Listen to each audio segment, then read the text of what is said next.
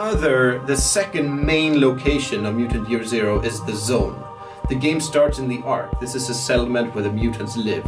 But soon, very soon, they will start to explore the outside world, the wasteland outside of the Ark, and this is called the zone.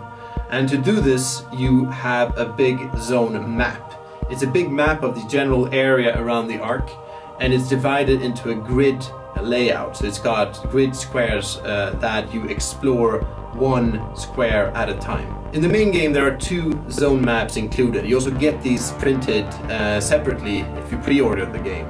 These are 2 zones. One is called the Big Smoke, the other one is called the Dead Apple. These are big metropolitan areas that you might recognize if you look at the maps. And these are all, if you want to play in one of these 2 zones, these 2 cities, you can use these pre-made maps that are included, and we'll be making more of these maps as we go along. A main feature of Mutant Year Zero is that it's modular. You can change the game to fit you and your gaming group and your playing preferences. And one of the aspects of this is that you don't need to use the pre-made zones. You don't need to play in the zone that we provided for you. Actually, I think the best way to play the game is to play in your own hometown or home area where you live.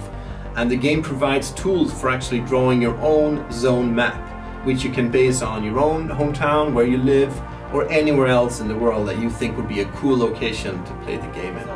The game has quite specific rules for how you move from square to square on the map, and you explore the grid one square at a time.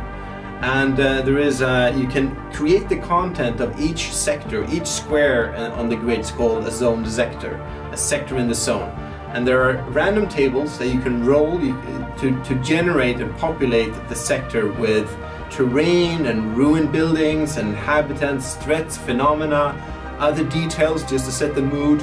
All of these things you can generate easily with a few simple die rolls. Or you can just choose from these tables. You never prescribe that you have to let the dice decide. You can just pick from the tables also if you like as a game master. The zone is inherently a very dangerous place.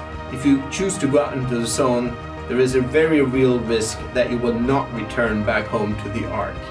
And the game includes quite a few threats, zone threats, that you can run into when you explore the zone. These can be humanoids, other mutants, other humanoid beings, groups that actually live in the zone.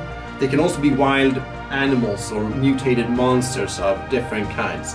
And then you also have the zone phenomena, which are actually not living things, but other freak occurrences, weird phenomena, unnatural effects in nature that have occurred in the post-apocalyptic world that you can run into if you journey into the zone.